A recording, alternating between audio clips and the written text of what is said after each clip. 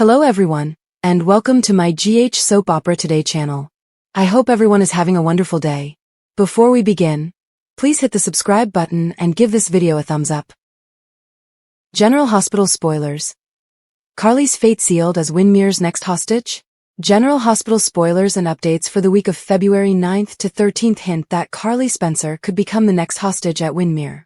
The daytime soap has now published its weekly teaser, with a pivotal sequence in the trailer that signals danger is coming for Carly. Valentine tells Carly he's going to Windmere, and he's in a great big hurry in the teaser. Valentine Cassadine is seen running down the stairs of Carly's house, declaring that he's on his way to Windmere. It appears he has just overheard a conversation that necessitates fast action. May Jack Brennan mistakenly expose something to Carly? Perhaps Valentine picks up on a talk Brennan is having in another room while he's on the phone? Is this linked to Anna Devane or someone else entirely? Regardless, Valentine's tone in the trailer seems frantic, which may indicate one of two scenarios. Either Charlotte Cassadine is in danger, or Anna is in need of rescue. Carly stops Valentine and tells him she'll go instead and find out what's going on regardless.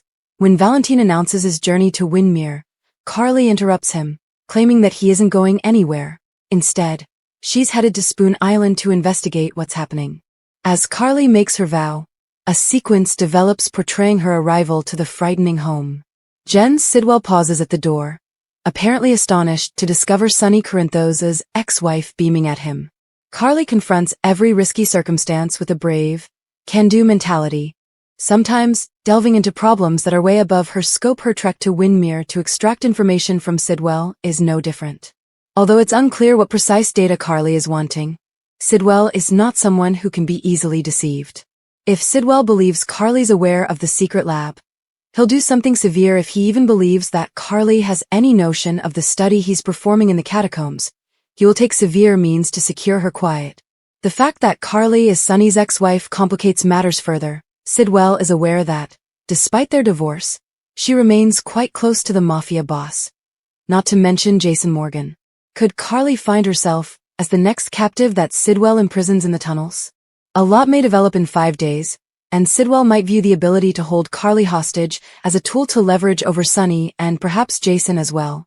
If Sidwell finds about Jason and Dr. Britt Westbourne's covert meetings during the snow, he might use Carly as a pawn against Jason.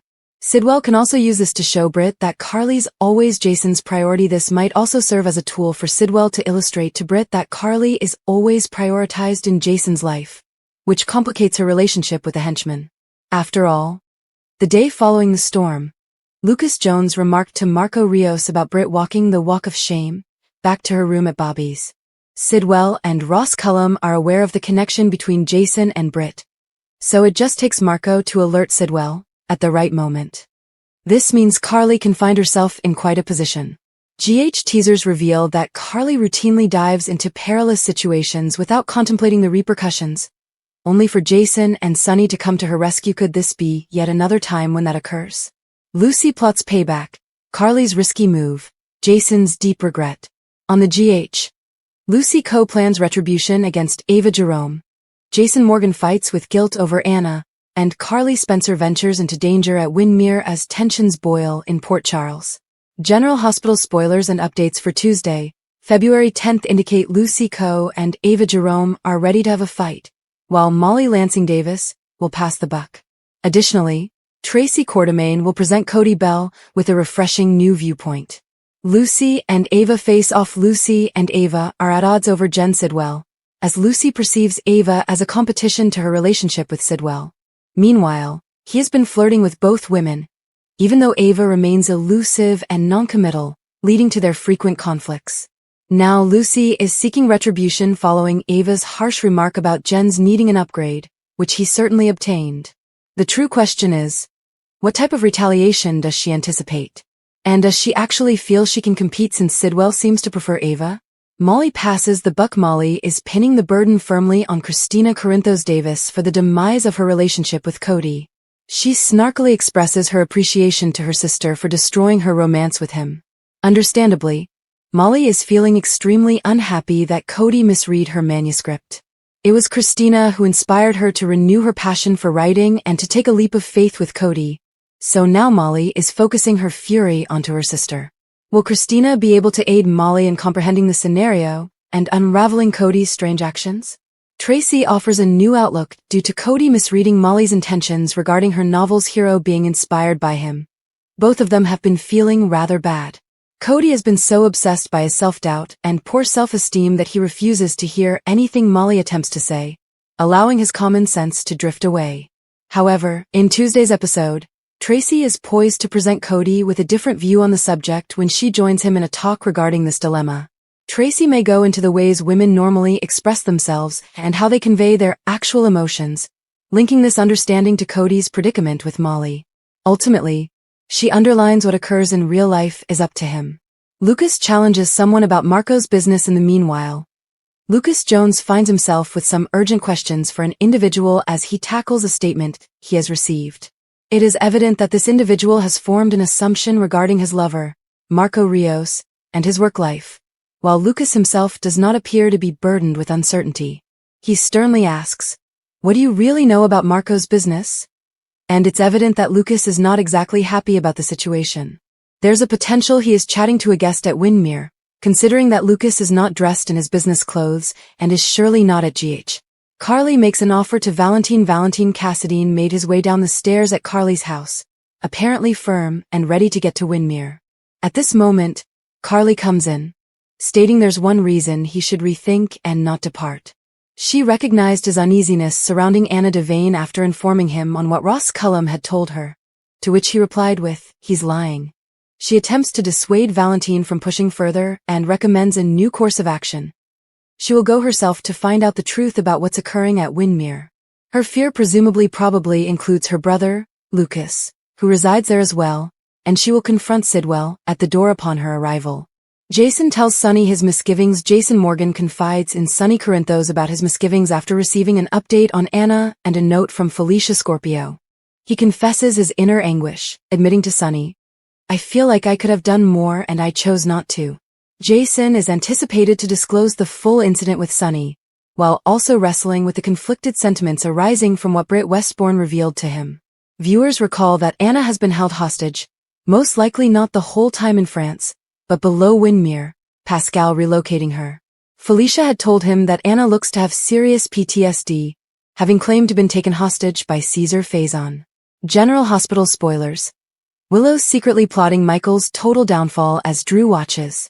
General Hospital spoilers. Gush Willow Tate Kane truly gave it out to Drew Kane on Friday as the fan base drooled over every syllable. Finally, Drew was getting what was due to him, and Willow's sweet retribution would allow each of us a chance to relish in his suffering. If only that was where her plot would end. But it seems that Drew's imminent lack of recovery is merely the stage being set for where he'll watch from afar while she slowly ruins her ex-husband's life. Why though? Willow knows Michael Corinthos didn't genuinely want to frame her for shooting Drew, since she did shoot Drew. She understands his ruthless decision to acquire full custody occurred after her terrible choice to torture Sasha Gilmore Corbin and Michael's new baby with her. So why is Willow so keen to ruin Michael? And it more than simply a means to an end? Maternal instincts misfiring everywhere. Could it be that Willow is truly preparing to take out 18 months of stress and rage on Drew von Michael? Is she seeing clearly enough to comprehend what she's getting herself into? The look on her face when Harrison Chase entered Drew's bedroom made it appear that Willow may not genuinely have custody of all her marbles, so to speak. Caught off guard in a heated confrontation with Drew, and unaware of how much Chase may have heard, Willow tried her best to cover for the mess and the tension felt in that room, but her actions paints a narrative of a woman who is ready to take a turn for the worse. GH spoilers leak. Michael meant no harm. Michael might have been using the law to his fullest advantage when battling Willow in court, but she's the one who created the bed she finally was compelled to lay in. Michael was only trying to protect his kids, and he had every reason to feel Willow wasn't a trusted nanny for them anymore. The fact is, she did cheat on him with his uncle in the family home, in the exact nursery where their children play in. He assumed she kept his kids away from him when he was healing in Germany. He was quite convinced she was a risk to his newest baby, and he wasn't ready to take any gambles with the other two when it was looking like she may be carried off to prison. Moreover, he didn't want Drew anywhere near his children, and for very solid reasons that Willow should now understand, but she doesn't. Mixed messages. It was Willow who terrified Sasha straight out of the country. but nevertheless, she holds everyone else culpable in her mind. Maybe she believes Sasha deserves it for being on Team Michael and sleeping with Willow's husband, even though she had plainly moved on with Drew herself. It was Willow who blew her marriage apart and compromised her ability to be with her kids, but she's blaming Drew now for not leaving her alone when she begged him to, as though she wasn't strong enough and adult enough to reject him. It was Willow who shot Drew and assumed Michael done it and attempted to blame her, and now it's Willow who is framing him with fake evidence. Will her attempt to take Michael down prove the last nail in her own coffin? GH's Jack and Dante team up at the exact moment Anna needs them most. When Anna's tale doesn't match, Jack and Dante go out of line and prepare to investigate the truth themselves. On General Hospital, Anna was found in France, committed to a mental hospital, and described through second-hand stories that never fully resembled the Lady Port Charles knew. The information arrived filtered, muted, and curiously bureaucratic, less concerned with clarity than with resolve. While others questioned Anna's mental condition or her reliability, two others focused on the tale itself and how little sense it made. Jack and Dante didn't hurry to think Anna had lost her mind. Instead realized something wasn't right with her predicament. Key takeaways: Anna was found in France, committed to a mental facility, with reports that didn't correspond with who she is. Jack focused on contradictions in the WSB's account rather than doubting Anna's stability. Dante dismissed the official narrative based on his own knowledge of Anna's conduct and background. Both guys understood that the tale felt false and are planning to rescue her. They questioned the story, not Anna. Jack never considered Anna's condition as proof of failure. When the WSB depicted her as someone who crumbled under pressure, he didn't argue passionately. He questioned the structure of the explanation itself. The timing didn't sit right. The wording felt rehearsed. The narrative sounded concluded before it had really been told. What concerned him most wasn't the idea that Anna went renegade. It was how swiftly that decision reached. There was no curiosity baked into the report, no opportunity for complexity, simply a short answer meant to move on. Jack's instinct fought against that neatness, and he trusted it. Instead of asking if Anna could break, he inquired why the answer was being delivered so neatly. That move mattered. It reframed the problem from Anna's stability to the institution's convenience. And once that happened, the official story ceased sticking together. Experience filled in the blanks. Dante arrived from a different place, but came to the same conclusion. He didn't need papers to tell him anything was incorrect. He knew Anna personally. She didn't disappear without telling someone or concoct missions that weren't real. And she didn't leave turmoil behind without cause. When Dante declared the tale didn't track, it wasn't simply blind loyalty. It was a profound awareness of how competent and skilled she is. He'd seen how bureaucracies defended themselves by isolating unpalatable realities and labeled them liabilities, as he previously experienced during his time with the WSB. The pattern was familiar, and Anna suited the part too neatly. Jack and Dante aren't gearing up for a raid or a rescue. They're prepared to cease playing the game as it's been laid out for them. Jack already smells a staged breakdown of Anna being exploited as a clean explanation. Dante already knows what it looks like when credibility is stolen to protect the system inflicting the damage. What's coming next isn't going to fall within the area of comprehensive reporting. The two are going to operate clandestinely, keeping a low profile, while they study who all the individuals involved are, and know who's creating the story. And if Faison is alive, or being used as psychological warfare, then the only way ahead may be bringing in someone like Jason without ever making it public. General Hospital spoilers. Alexis tips off Jason. Will he learn of Willow's guilt? General Hospital spoilers state Alexis Davis is in serious difficulties having to defend Willow Tate Kane yet again when she is already sick with sadness over the immoral decision she made to continue working as her attorney after finding out that Willow did shoot Drew Kane. This week, teasers say Alexis confides in Jason Morgan and tips him off in some beneficial way. Given all that is going on in Jason's environment right now, it makes the most sense that her tip would be concerning Willow. Is it going to save Michael Corinthos in the process? Scout weighs heavily on her mind obviously. Alexis doesn't want to lose access to Emily Scout Kane. She is this close to convincing Willow to agree to let Danny Morgan see his little sister again. She wants their family to recover and be united. She also doesn't want to risk bringing Scout back home to live with an attempted murderer and her monster father. At the same time, she'll continue to be at Willow's mercy if she doesn't step up and say no. Jason has a full plate. Jason is juggling a number of issues right now. He just got out from Brick that it was Jen Sidwell and perhaps WSB director Ross Cullum who firebombed Sonny Corinthos' apartment and burnt Charlie's bar. But dealing with Sidwell and Cullum will have to wait until Jason can get a reverse-engineered supply of medications to fend off Britt Westbourne's struggle with Huntington's disease. Then there's the problem of Anna Devane being stuck in a French mental institution while maintaining Caesar Faison is still alive. Just when Jason thought his hands were full enough, Alexis is ready to drop the keys to Michael's freedom in his lap, and they're connected to Willow's guilt. Can Willow be stopped? Sure. Alexis had previously made the unfortunate decision to defend Willow when she knew she was guilty and got the charges dismissed. Now, Willow can't be tried again for the same crime, but the district attorney still wants someone to go down for this crime. Michael is next on their list, and Alexis might help Jason limit Willow's capacity to ruin her ex-husband, but she may be a touch too late. Now that Harrison Chase has located the key on Michael's keychain that opens the door to Drew and Willow's apartment, will it all be for nothing if Alexis tells Jason the truth? Or would the truth blow up in Willow's face as she seeks to take Willow down? General Hospital spoilers. Jason's alarming Cullum confession.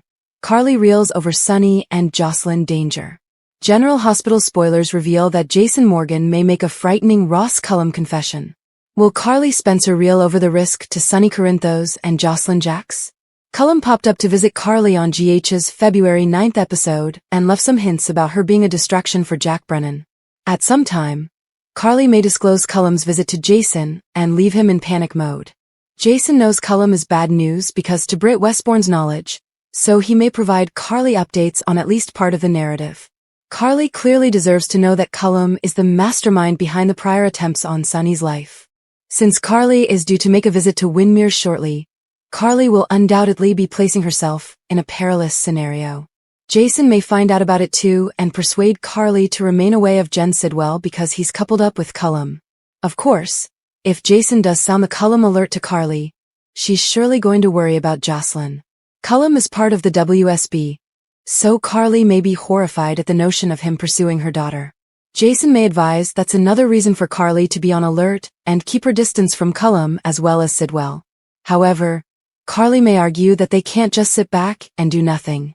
Carly may push Jason to wipe Cullum off the map immediately and might end as upset if she finds he can't yet since he's trying to help Britt. Even if Carly doesn't learn all the information, she may rage if she feels Jason's placing Britt's safety over hers along with Sonny and Jocelyn's. Carly may be tempted to take matters into her own hands to bring Cullum down sooner or later.